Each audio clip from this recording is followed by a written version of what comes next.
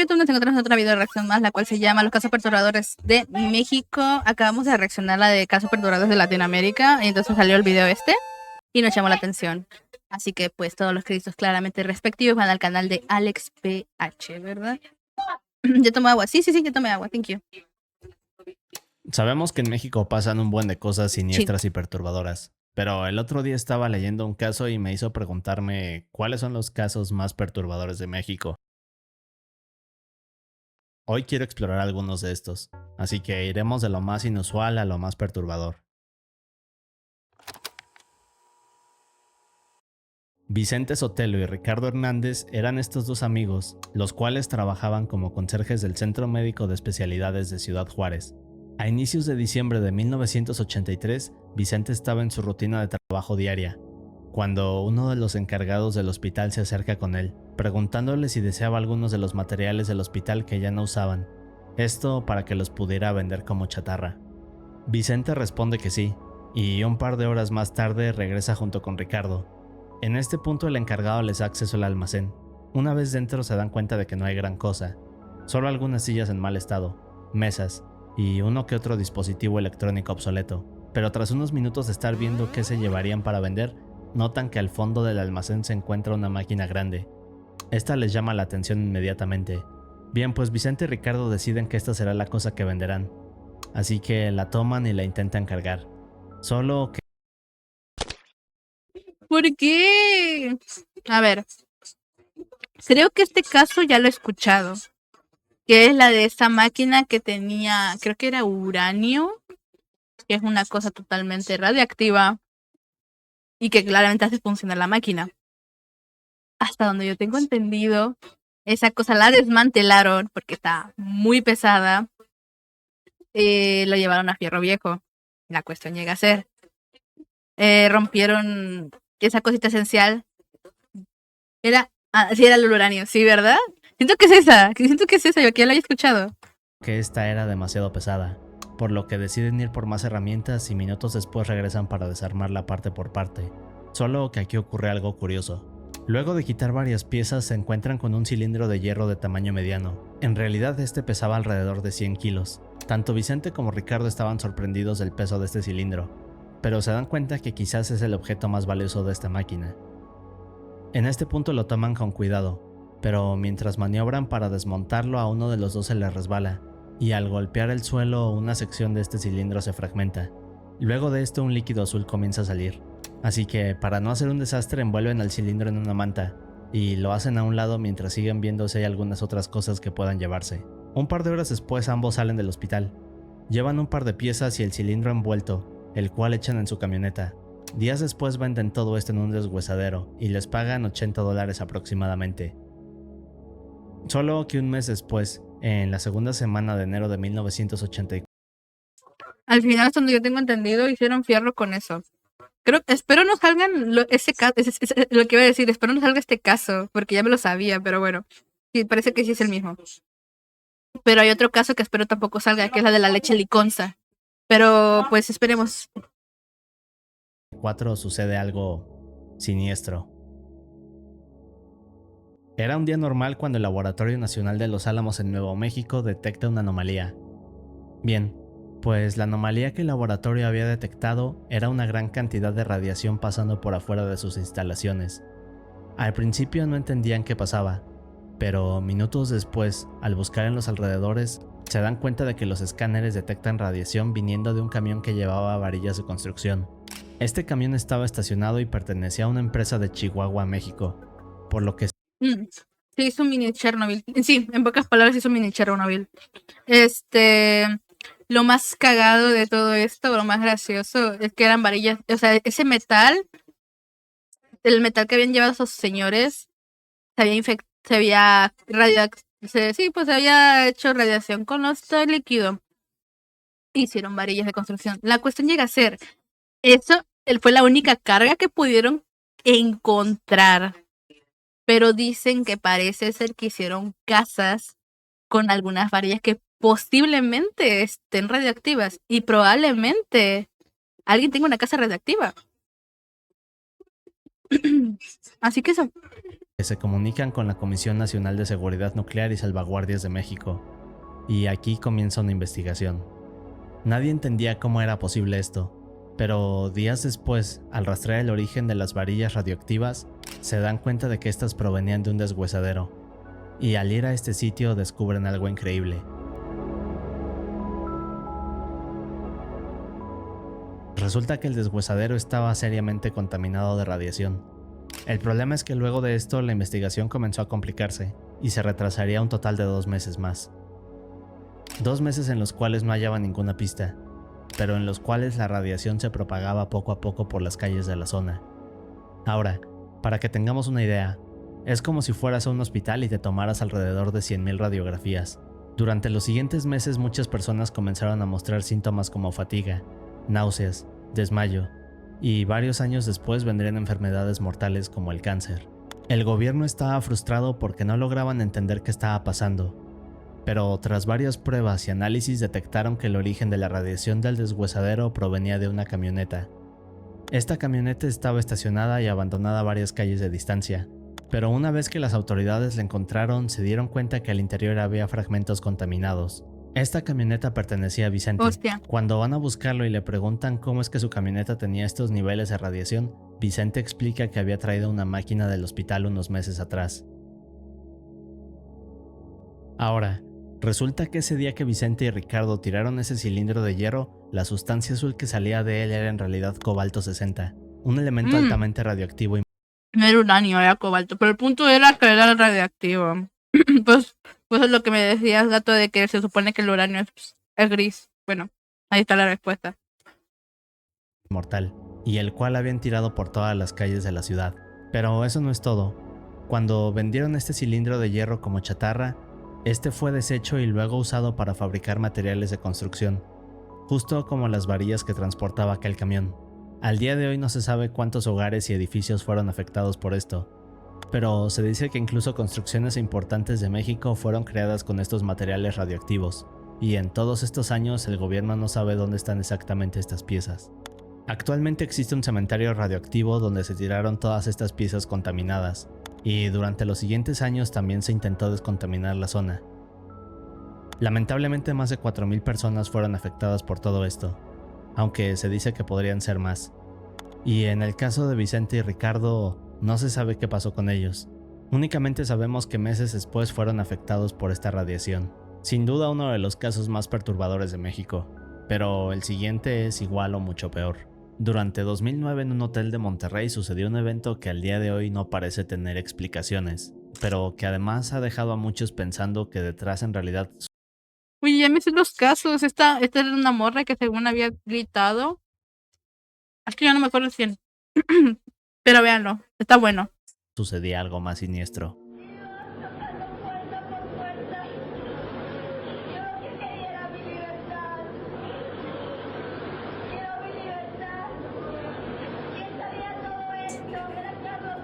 Lo de Carlos Slim y toda su gente que comían, ándale, que comían humanos.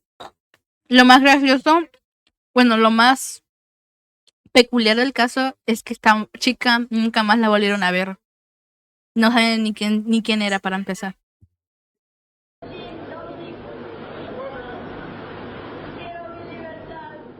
En el video vemos a esta chica histérica mencionando que quiere su libertad. Ahora, no tenemos mucho contexto, pero otra de las cosas que menciona es que el hijo de Carlos Slim, la 11ª persona más rica de México, sabía de esto. Pero, ¿de qué nos está hablando? Gabriela Rico era esta supermodelo de 21 años que tenía una carrera bastante exitosa. Ahora, aquí viene una de las partes más misteriosas de esto. Por lo que estuve leyendo, se supone que esta chica era muy conocida en México durante este periodo. Apareció en algunos programas de TV, revistas, y digamos que tenía cierta notoriedad en el país. O bueno, eso es lo que dicen algunos sitios de internet.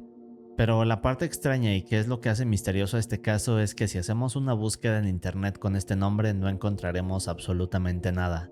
Debido a esto es muy difícil comprobar todo lo que vimos. Pero, ¿por qué no podemos encontrar nada sobre ella? Regresemos un poco. En agosto del 2009, las personas de México encendieron su televisión cuando el video que acabamos de ver fue transmitido. Así que tenemos un poco más de contexto. Un niño no debería haber... Sí, sus hijos valen mucho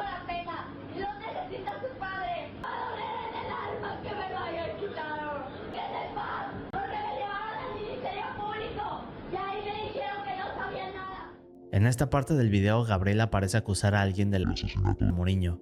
Ahora, Muriño era este político mexicano que quería enfrentar al narcotráfico, y quien había muerto meses atrás bajo circunstancias misteriosas cuando el jet en el que viajaba se estrelló. Luego de esto, dos hombres vestidos de policía aparecen en el video, e intentan agarrar a Gabriela, solo que ésta sigue diciendo cosas y parece alterarse aún más.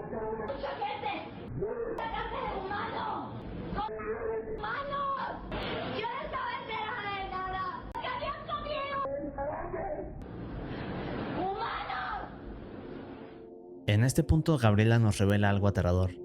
No sabemos a quién se refiere o qué es lo que vio, pero parece muy asustada y asegura que este grupo de personas misteriosas comían carne humana.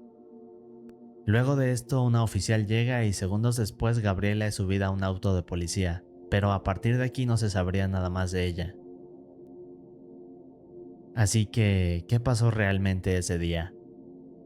Bueno, como dije, este caso es difícil de investigar, pero hay un par de teorías interesantes.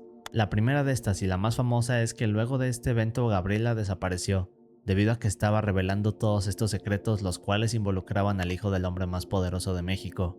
La otra Es la más fuerte y la que más apoyan, pero no sé. teoría menciona que Gabriela estaba actuando de esta forma debido a que tal vez había tomado sustancias que habían alterado su estado. Pero ¿cuál de estas dos podría ser cierta? Bueno, en realidad es difícil saberlo. Pero la parte más extraña de este caso es que luego de esto Gabriela fue considerada como una persona desaparecida. Sin embargo, no hay ningún registro o indicio de la policía que lo demuestre. Tampoco hay información de ella en línea. Y lo más extraño es que se menciona que luego de este incidente Gabriela fue llevada a un centro de rehabilitación fuera de México. Pero de nuevo, durante estas fechas no hay registros de ninguna Gabriela. Al día de hoy no hay rastros de ella. Es como si la tierra se la hubiera tragado. Es un caso muy extraño y uno de los más intrigantes de México. Pero ahora veamos uno más oscuro. El 3 de mayo de 1975, un piloto mexicano se encontraba volando, cuando a lo lejos ve algo inusual. Minutos después, la torre de control de la Ciudad de México recibiría una llamada de emergencia.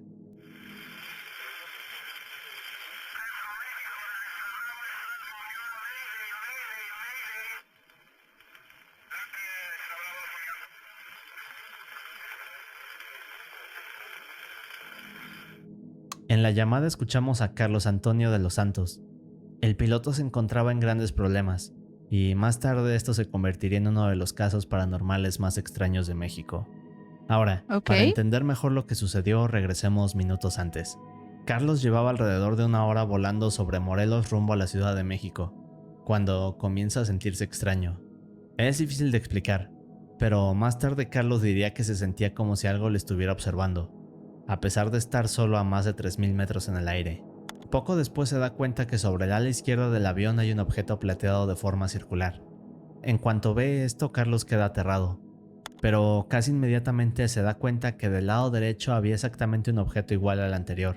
En este punto comienza a ponerse ansioso, no sabe qué hacer, y mucho menos sabe qué intenciones tienen estas cosas. Pero mientras intenta pensar qué hacer o intentar saber quién está detrás de esto, se da cuenta que a varios metros de distancia otro objeto igual viene volando con una velocidad increíble.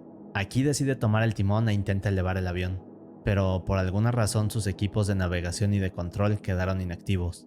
Carlos intenta jalar el timón con más fuerza, pero este no responde. De igual manera intenta apretar algunos botones en cabina, pero estos tampoco lo hacen. Mientras hace todo esto se da cuenta que Hostia, si llega, si esto es verdad, o no sé, si llegas a estar en una situación así, es normal que sientas ansiedad de todo lo que está aconteciendo porque es algo que no esperas. Así que normal. este tercer objeto da una vuelta y luego se pone debajo del avión. En cuanto hace esto, Carlos siente un golpe en la parte baja de la cabina. Luego de esto, el avión comienza a perder el control, y es cuando Carlos contacta a la torre de control de Ciudad de México.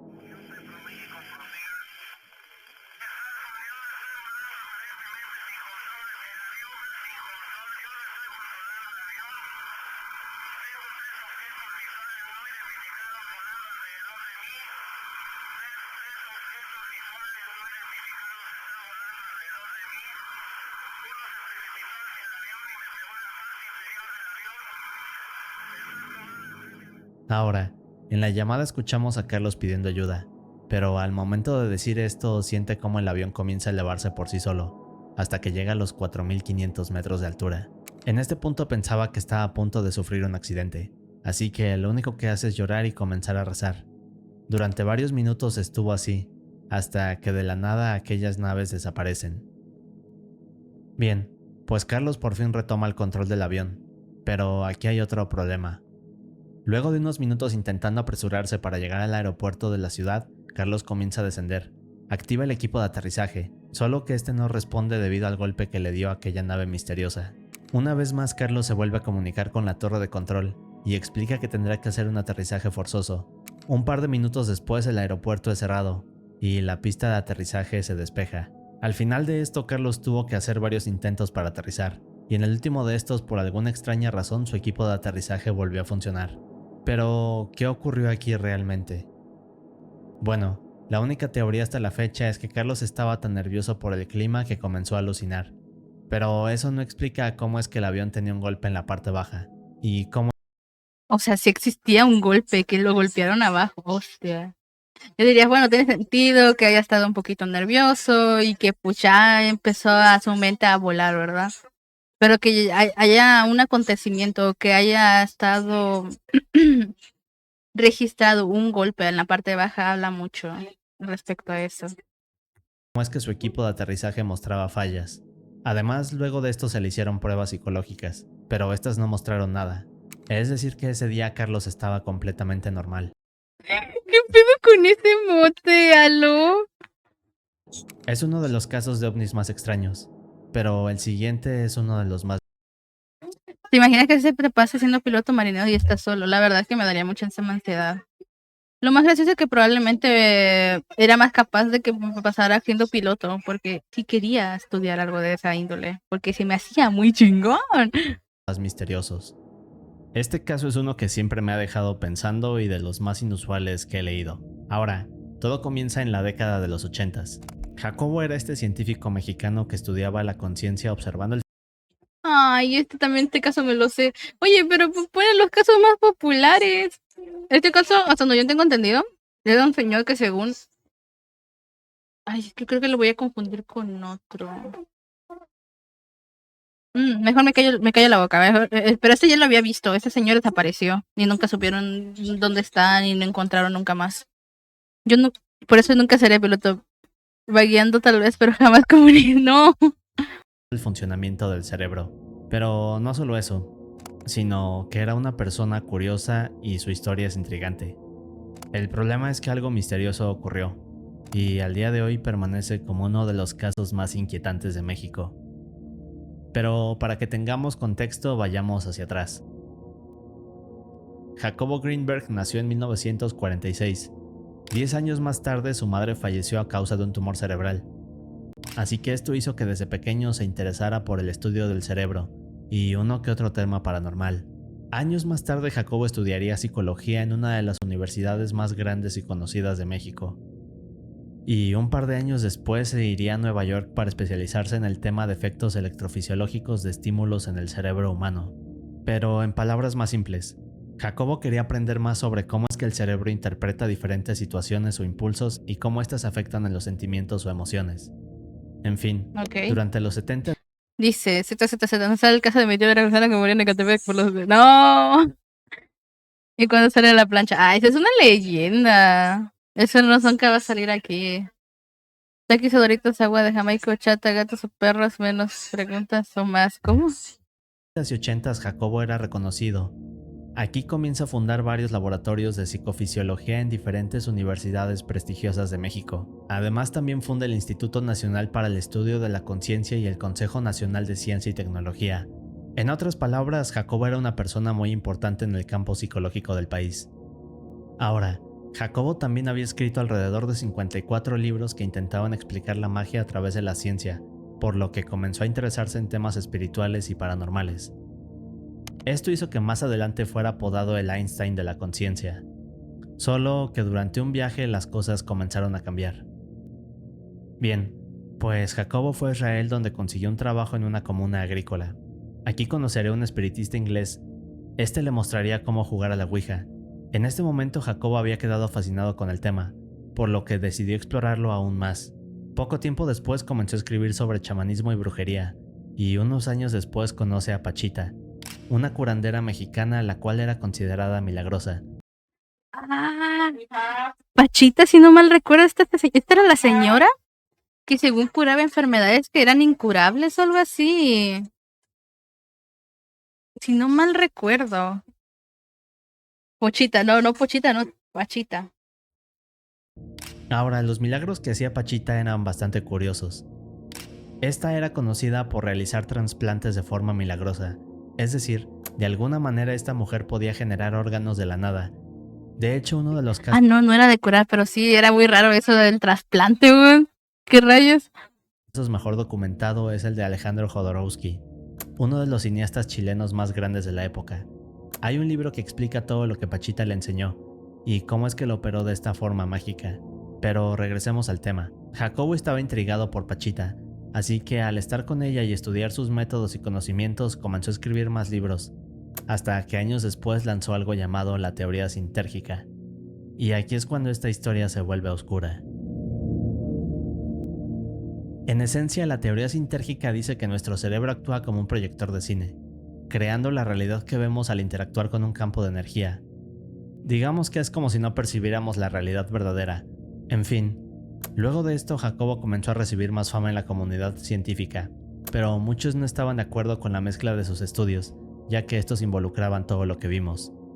En este punto Jacobo había creado bastante polémica, pero aún así era aceptado por varios científicos y personas de gran poder. Así que avancemos más, hacia el 12 de diciembre de 1994. La esposa de Jacobo había organizado esta gran fiesta de cumpleaños. Todos estaban esperándolo, pero tras varias horas Jacobo nunca llegó, solo que aquí es cuando nada parece encajar. Luego de reportarlo como desaparecido comenzaron las investigaciones. Lo primero que la policía encontró sobre él fue que 4 días antes de esta fiesta Jacobo había estado con un amigo, al cual le había mencionado que estaba a punto de hacer un viaje largo a la India. Las autoridades investigaron todo esto, pero tras revisar sus papeles y registros, se dieron cuenta de que Jacobo nunca tomó ningún vuelo. Incluso al preguntarle a su esposa, esta dijo que no sabía nada acerca de este viaje, y que Jacobo nunca lo mencionó. Lo peor de todo esto es que luego de meses y años, la desaparición de Jacobo no ha sido resuelta. No se han encontrado más pistas. Es como si la tierra se le hubiera tragado. Ahora, hay muchas teorías que hablan de la desaparición de Jacobo, pero una de las más creíbles dice que su esposa fue responsable. El problema con esto es que las autoridades nunca encontraron ninguna evidencia que pudiera conectarla.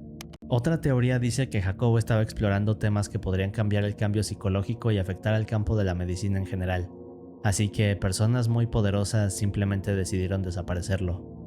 Pero lo más extraño y perturbante de todo este caso es que días antes de desaparecer, Jacobo había ido con su hermano Jerry. Al despedirse le dijo: "Si algo me pasa, cuento contigo". O sea, ya sabía. Por más de 30 años la desaparición de Jacobo ha permanecido como uno de los misterios más grandes de México. Pero el siguiente caso también es misterioso. Andrés Alejandro Palomeque, o mejor conocido como Abismo Negro, era este luchador mexicano que hizo su debut en 1987. Fue un gran personaje dentro de la empresa de lucha AAA. Se presentaba como el mejor rudo, y en muchos de sus shows era reconocido porque salía con un encendedor para hacer su acto de lanzallamas. De hecho, era tan querido y reconocido que no solo participaba en estos eventos de lucha, sino que además era llamado para participar en los programas más vistos de la televisión mexicana. Así que, en otras palabras, era una de las figuras de la lucha libre más icónicas del país. Durante este tiempo, Abismo Negro gozaba de toda esta fama y éxito.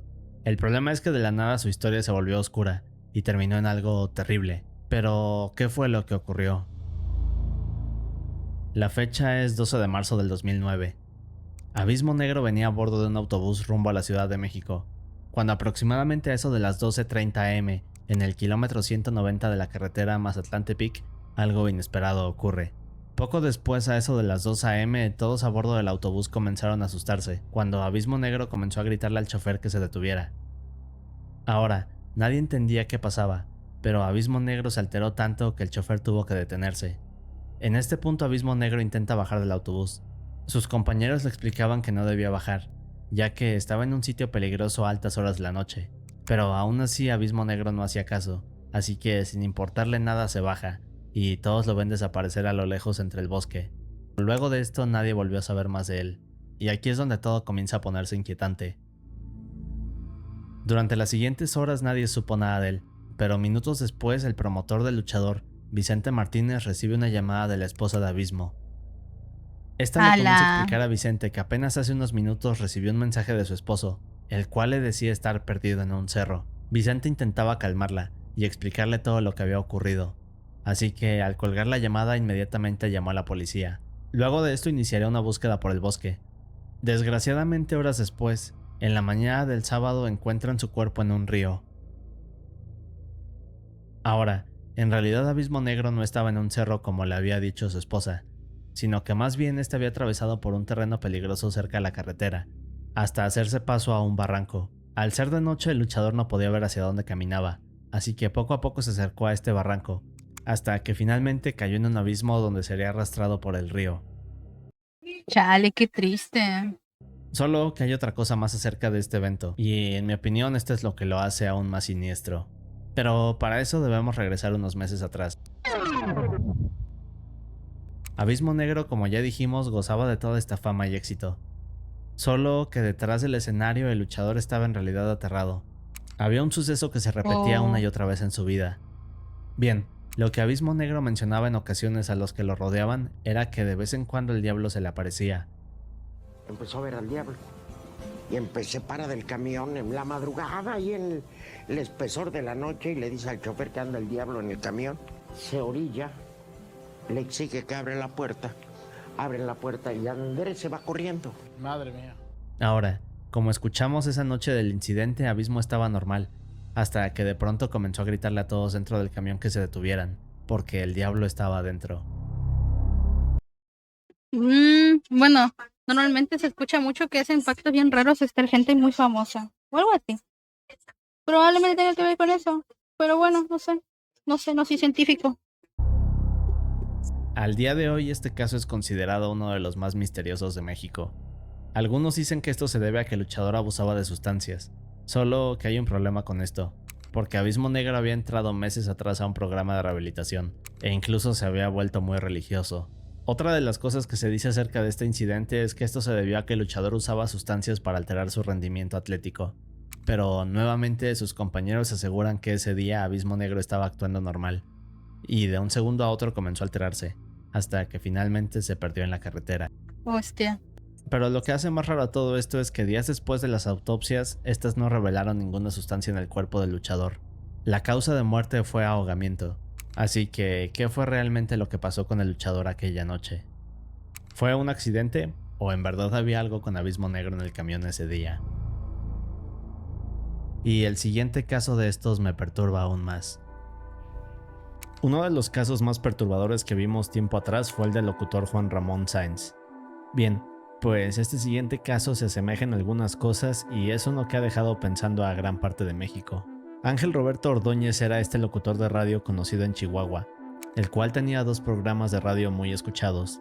Ambos estaban dirigidos a audiencias jóvenes. Uy, creo que este sí me lo sé.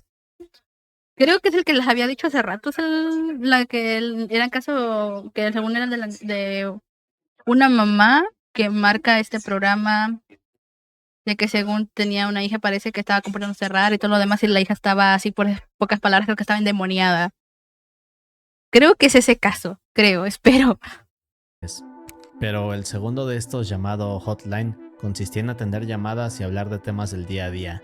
Bien, pues durante una noche de octubre del 2008 en uno de estos programas, el conductor estaba atendiendo llamadas del público para que contaran experiencias paranormales, cuando de pronto atiende una de estas llamadas y al otro lado hay una mujer. Buenas noches, Ángel. Así es, buenas noches. ¿Con quién tengo el gusto? Pues no quisiera darte mi nombre, pero pues bueno, soy la señora Victoria. Señora Victoria, buenas noches. Cuénteme. ¿Usted tiene algo que contarnos en esta noche de Halloween? ¿Alguna historia de terror conocida? ¿O bien alguna anécdota de una persona cercana a usted? En la llamada escuchamos que Ángel le pregunta a esta señora si tiene alguna historia de terror que contar. Pero aquí es cuando todo comienza a cambiar. Ahora, la señora comienza explicando que no creía en estas cosas, pero que había estado intentando guiar a su hija de 17 años por el buen camino y hablarle de Dios. Y aquí es cuando la historia comienza a ponerse más extraña. Ajá. Hace como 5 meses, mi hija Natalia, pues empezó rara. Sí es el caso, sí es el caso. God. Véanlo, échenlo, está buena. No sé, se juntaba con otras amigas y algunas mayores que ella, pues yo sentía como que la estaban cambiando y no sé, empezó a vestirse diferente y pues nos estaban diciendo de que las encontraron pues jugando a la ouija y que tenían fotos de los maestros y de alumnos, así como si estuvieran haciendo brujerías. ¿Qué necesidad hay? Pero siento que cualquier adolescente tal vez a alguno le habrá picado la curiosidad de quizás, ¿qué pasaría si invocamos a tal cosa y algo así? Es como, estás loco del coco, pero está bien. La señora explica que su hija había cambiado de comportamiento en unos cuantos meses sin ninguna explicación lógica. Más adelante explica que junto con otras de sus amigas, su hija había comenzado a jugar a la ouija, y que incluso habían sido suspendidas de la escuela. Como fue fuerte la falta que ellas cometieron, pues la suspendieron y ahorita está sin ir a la escuela y me trata súper mal, me grita, hasta parece como si alguien estuviera dentro de ella, se comporta de una manera muy extraña, la verdad estoy bien preocupada. Ajá. Sí, abrí el closet y encontré una foto de su papá rodeado de velas negras. ¿Qué pedo? What the fuck? Como con Charlie, sí. O sea, tipo, la juventud como que le llamaba mucho la atención a la gente. O sea, actualmente es donde yo tengo entendido, ya no hay nada de eso, ya no se ha hecho nada popular o un tipo de moda en esos aspectos. Creo que el último que fue la ballena azul y algo así. Y ya. En eso ella entró y me amenazó, me gritó horrible, me dijo muchas cosas, groserías. Aquí menciona que su hija se había vuelto más agresiva, y además que había encontrado velas negras en su closet. Era como si su hija no pudiera razonar, o como si no fuera ella misma. Luego de este evento, la madre había intentado hablar con su hija para hacerla entender. Aquí comenzaron a rezar pidiéndole a Dios que las ayudara. Seguido de esto vino un poco de paz a su hogar, pero esto no duró mucho tiempo, y aquí es donde la llamada se vuelve aún más aterradora. No, me siento bien mal, siento como escalofríos, como mucho frío, no sé qué pasa. Victoria, señora. ¿Está bien, señora? Señora, bueno, pues parece que hemos perdido la llamada. No, aquí sigo, Ángel. No sé qué me pasó. Me sentí mal. Te digo que mi hija me odia. Así que parece que algo ocurre con la señora al otro lado del teléfono. Ángel decide intervenir para preguntarle si está bien. Luego comenzamos a escuchar a la señora más afligida explicando más de la historia, y de la nada pasa algo inesperado. Endemoniada, no sabíamos qué hacer. Ay, Ángel, espérame un segundo. Y que ya empezó a hablar la hija de fondo, pero wow. Creo que se Señora, acaba de señora. dar miedo, Ángel, ya no lo puedo soportar. Está bien, si gusta que dejemos ya la conversación, señora. Señora, ¿está bien? Escucha. Señora, ¡Qué miedo! ¡Que alguien me ayude, señora. por favor! Hija, ¿qué tienes? ¡Ay, qué es eso! ¡No hagas eso! Señora, espera un momento. Señora, Victoria, señora, bueno, señora. Señora, ¿está bien? Señora. ¡No te metas, pendejo! Tú y todos los que escuchan van a morir.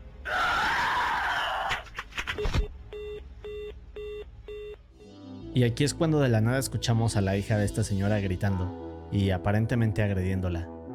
Ahora, Ángel se encuentra confundido con esta situación, y al intentar preguntar si todo está bien, lo único que se alcanza a escuchar es que le dicen que se va a morir.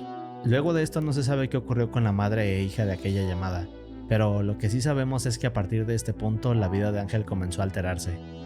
Ahora, quienes lo rodeaban aseguran que luego de este suceso el locutor comenzó a crear programas más oscuros. Sí, esa es la cuestión, eso es lo que sorprende. Todo eso le afectó al conductor, al locutor. Y el humor que lo caracterizaba fue disminuyendo. Era como si algo lo hubiera cambiado de la noche a la mañana, pero las cosas en su vida irían cada vez peor. Durante el siguiente año y medio Ángel tuvo una vida tranquila, por así decirlo, y durante 2010 conoció a una chica llamada María Isabel, Durante los siguientes meses los chicos tendrían una relación, pero los padres de María se opondrían debido a que Ángel tenía 21 años de edad, mientras que su hija tenía 15. Y no solo era el tema de la edad, ¿Qué rayos? Andaba con una menor de edad. Ay, Dios. sino que Ángel tenía un comportamiento tóxico con ella. En varias ocasiones se revisaba el teléfono. Si no estaba con ella, le marcaba para saber dónde se encontraba. Y todo esto estallaría luego de 5 meses de relación, cuando María decidió dejarlo. Aquí los programas de Ángel comenzaron a cambiar de temática. Esta vez hablaba de despecho, y usaba su relación para crear segmentos ofensivos hacia las mujeres. De igual forma en Twitter podemos ver evidencias de esto, pero tiempo después puso este tweet que dice: hoy trataremos un tema interesante. ¿En verdad existe aquella frase hasta que la muerte nos separe? Seguido de esto vendría un sketch, y al final de este Ángel se despediría diciendo: ¿ustedes creen en el amor eterno? Yo no, a mí solo me duró 5 meses, ya me cortaron. Alguien me dijo loco y hoy voy a disfrutar de esa locura. Así que terminando este programa ocurriría un suceso terrible. Luego de esto Ángel fue a la escuela donde estudiaba María. Al verla salir, este la obligó a irse con él. Una vez con ella le preguntaría el motivo por el cual lo había dejado, pero María no quería darle explicaciones y solo le decía que la dejara en paz. No vamos a entrar en muchos detalles, pero digamos que Ángel comenzó a volverse loco en este punto y hacerle una serie de cosas que, bueno, YouTube no me permite mencionar. Una vez que normal. Ángel acabó con sus actos, María ya no respondía. Luego Ángel volvió a hacer cosas aún peores, y minutos después llamaría a la policía antes de intentar su divorcio. En poco tiempo llegaron los oficiales y se lo llevaron a un hospital, pero horas más tarde Ángel comenzaría a actuar de manera extraña y agresiva. Todos en el sitio mencionaban que era como si no fuera él mismo. Y finalmente el 7 de septiembre del 2011, Ángel fue sentenciado a 30 años de cárcel. Quienes han escuchado este caso aseguran que la llamada que Ángel recibió aquel día de octubre lo dejó maldito. Es un caso bastante creepy, pero el siguiente es aún peor. En 2003, una reportera llamada Lidia Cacho se encontraba investigando una historia que parecía ser demasiado siniestra. Tiempo después, unos hombres llegarían por ella y se la llevarían. Luego de esto, Lidia sería torturada y amenazada para obligarla a no decir nada sobre lo que había descubierto. Tiempo después todo saldría a la luz y esta historia le daría la vuelta a todo México, convirtiéndose en uno de los casos más terribles y oscuros que se han visto. Pero demos unos pasos hacia atrás. Janzukar Kuri era este empresario exitoso que había llegado a México del Líbano muchos años atrás. Ahora, cuando Jan llegó a México era pobre, pero comenzaría un negocio de refrescos que le serviría para hacer dinero, y más tarde involucrarse en el tema de transportes, el cual a su vez lo ayudaría para crear un imperio de hoteles en las ciudades de Cancún y Acapulco. Al mismo tiempo que hizo todo esto fue rodeándose de personas muy poderosas de la política, como gobernadores, jueces, diputados, además de otros empresarios poderosos. Uno de estos empresarios era Kamel Nassif, otro libanés que también había llegado a México años atrás. Ok, vale. Este caso no lo había escuchado, así que por eso estoy callada. Desde que recibí la llamada de Sasha, no soy el mismo. ¿A poco sí, Kurin? Pero aquí sucede algo. Cuando Nassif y Kuri se conocen, rápidamente se llevan bien, debido a su historia y las cosas que compartían como libaneses. Pero había algo más oscuro que ambos compartían. Bien, digamos que los dos tenían un gusto especial por... Ahora, no vamos a entrar en muchos detalles, pero luego de conocerse ambos crearon un negocio aún más perturbador. Este consistía en crear eventos privados donde solo asistían personas de mucho poder, y en estos eventos participaban... bueno, digamos que... y a estos les hacían todo tipo de cosas. ¡Wow! Vamos a sorprendernos, gente con poder haciendo lo mismo con niños. ¡Wow! Debió ser una sorpresa. Ahora, una de las personas que asistía constantemente a estos eventos era Mario Marín, gobernador de un estado de México, y quizás uno de los políticos más famosos de la época. Bien, pues digamos que por años este negocio operaba sin problemas. Cada vez que algo estaba a punto de salir a la luz, Nassif y Kuri hacían uso de sus amistades políticas y se libraban de todo. Solo que años más tarde, en 2003, una chica la cual había sido obligada a participar en todo esto comenzó a hablar. Aquí fue cuando conoce a Lidia Cacho, y esta comienza a investigar. Durante un tiempo Lidia armó todas las pistas y comenzó a señalar a diferentes personas que participaban en esto. Poco tiempo después lanzaría este libro llamado Demonios del Edén, donde relataba todo con detalle. Ahora, al hacer esto, Nassif y Curi estaban furiosos, pero Mario Marín, este gobernador que mencionamos antes, se puso aún peor. Así que cuando vio esto decidió intervenir. Poco después encerró a Lidia en una cárcel, donde fue torturada durante días, intentando hacer que se callara y que dijera que todo era una mentira. Wow, es el gobierno siendo gobierno. Bote a una periodista hija de p***. ¿Tú? Le dijo al director, me la pones con las locas y las tortilleras. ¿Qué pasó, mi gober, precioso? Mi héroe, chinga. No, a ti, tú eres el héroe de esta película, papá. Pues ya ayer le acabé de dar un pinche coscorrón a esta vieja cabrón. Poco tiempo después Lidia sería liberada, pero durante muchos años sería amenazada y hostigada, al punto que abandonaría México. Pero adelantémonos al 2008. El Wow, México mágico. caso había explotado un par de años antes. Era un tema bastante controversial debido a todas las personas involucradas, pero llamó la atención de otro periodista llamado Alejandro Almazán. Ahora, Alejandro reunió más información. Luego de esto salió a las calles de Acapulco, donde varios turistas de diferentes países le contaban a detalle cómo al comprar artesanías, algunos lugareños les ofrecían tener tiempo a solas. En poco tiempo Alejandro logró descubrir cómo funcionaba toda esta red y ¡Qué rayos, weón! Pinche gente enferma, weón. eventos privados, y luego escribiría un artículo llamado Acapulco Kids. Es uno de los casos más extensos y siniestros de todo México, o quizás de todo el mundo. Al final Curi recibiría una sentencia de 112 años, y Nassif ¿Qué necesidad tienen de dar arriba de años sabiendo que esa persona claramente no los va a cumplir y se va a morir antes de ningún sentido? al principio fue atrapado, pero luego liberado gracias a sus influencias. En el caso de Lidia recibiría un premio por su coraje como periodista, y al día de hoy sigue trabajando como reportera. Y si quieres ver casos más siniestros te recomiendo estos videos. Qué bueno que se fue de México, porque aquí los periodistas al día siguiente ya no despiertan, ¿verdad? Mínimo se fue a España, ya está más bonito. Ay, no, ese caso está feo. Pero tampoco es como que me sorprenda mucho. Tantas cosas pasan aquí en México, tristemente. No, uno no debería estar acostumbrado, pero pues tanta vaina que sale. Como también fue lo de, por ejemplo, yo pensé que por un momento iban a sacar el caso del señor que era protector de la conservación de la mariposa monarca. Que porque ese caso me pone muy triste, porque tipo, es un señor que simplemente no quería vender su terreno, que donde él sabía que se preserva la mariposa monarca, porque es ahí donde siempre llega, ¿verdad?